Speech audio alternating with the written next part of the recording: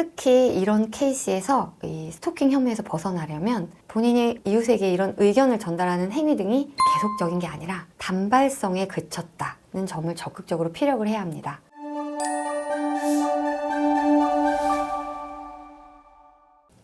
안녕하세요.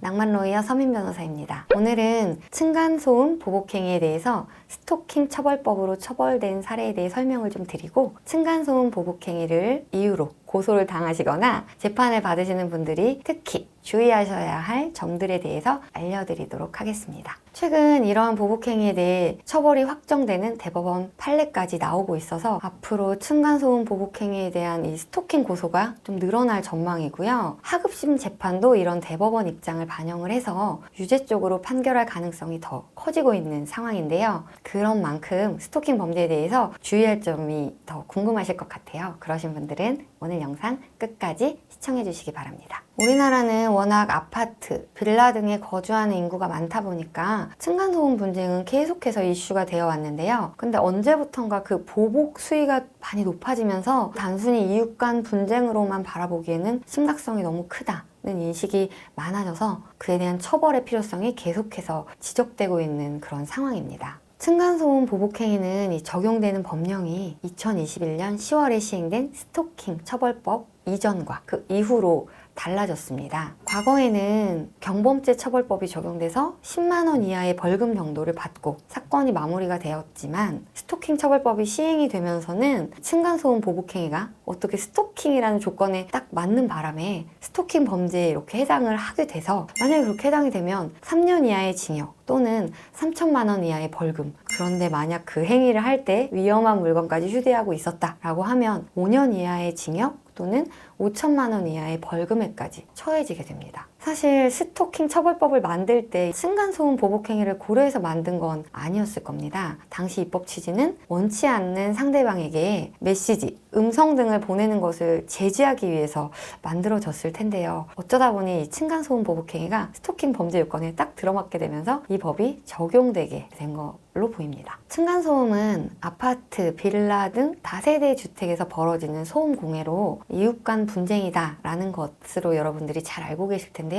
여기서 갑자기 이게 스토킹에 해당한다라고 하니까 좀 이해가 어려우신 분들도 계실 거예요. 그래서 스토킹의 정의에 대해서 간단히 설명을 드리겠습니다. 스토킹은 상대방의 동의를 얻지 않은 상태에서 상대방이나 그 동거인, 주변 지인들에게까지 접근하고 따라다닌다거나 전화, 문자, 말, 음향 등을 상대방에게 도달하게 하는 행위를 반복적으로 해서 상대방으로 하여금 공포심을 유발하게 하는 그런 범죄입니다. 따라서 층간소음 분쟁 시에 지속적인 그런 보복 행위를 통해서 상대방을 자극해서 이 상대방이 공포심이나 불안감을 이렇게 느끼게 됐다라고 하면 스토킹 범죄에 해당할 수 있게 되는 겁니다. 최근 대법원은 층간소음에 불만을 품고 양말에 감싼 망치로 그 위층의 천정 그리고 벽을 향해 두드리고 고성능 스피커를 동원해서 찬송가를 트는 등 보복행위를 5개월 넘게 이어간 A씨에 대해서 징역 8개월, 집행유예 2년을 선고한 원심을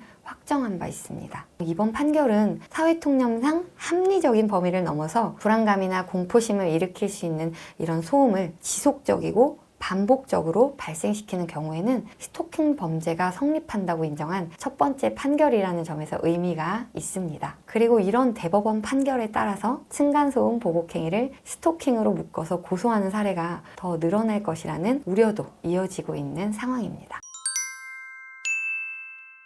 그럼 층간소음 유발에 대한 피해자가 될 경우에 어떻게 대처하는 게 가장 좋을까요? 물론 참다 항의를 하러 가게 되는 경우가 대부분이실 텐데요. 그럼에도 이웃에게 지속적으로 찾아가서 항의를 하고 문을 두드리거나 끊임없이 전화, 문자 등을 한다거나 엘리베이터나 복도 등에서 기다리면서 그분을 따라다닌다거나 이런 행동들을 하시면 안 됩니다. 이런 행위가 상대방에게 불안감이나 공포심을 조성했다라고 하면 스토킹 범죄에 해당하실 수 있게 됩니다. 따라서 지금 내가 층간소음 피해자라는 그런 측면에서 정말 억울하신 측면이 있으시겠지만 이런 극단적인 조치로 상대방을 자극하기보다는 가능한 한 층간소음을 통해서 본인이 지금 어떤 고통을 겪고 있다, 어떤 어려움을 겪고 있다 이런 부분들을 잘 토로를 하시면서 약간의 배려를 잘 부탁드리는 게 현명한 해결 방법이 될 수 있습니다. 다음으로 층간소음 보복행위로 고소를 당하거나 재판을 받게 되는 경우는 어떻게 해야 될지에 대해서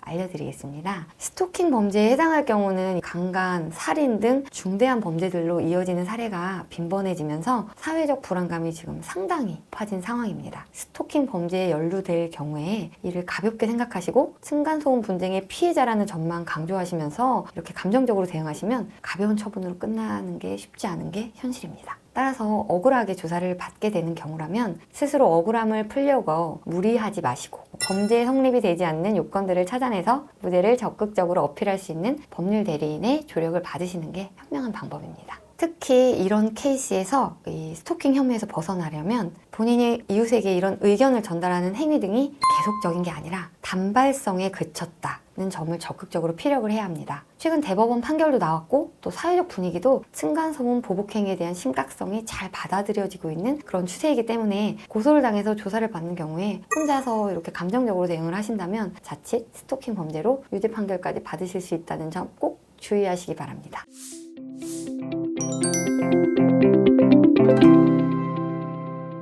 층간소음 분쟁으로 고민하고 계시거나 보복행위로 조사를 받고 계시는 분들의 경우 법무법인 청성의 변호사들을 찾아주시면 층간소음 보복행위 무죄 사례의 이 경험을 바탕으로 친절한 그런 대응 방법들을 알려드리고 사실관계를 꼼꼼히 검토해서 억울함이 없으시도록 확실히 대응해드리겠습니다. 오늘 영상이 유익하셨다면 구독, 좋아요 부탁드리겠습니다.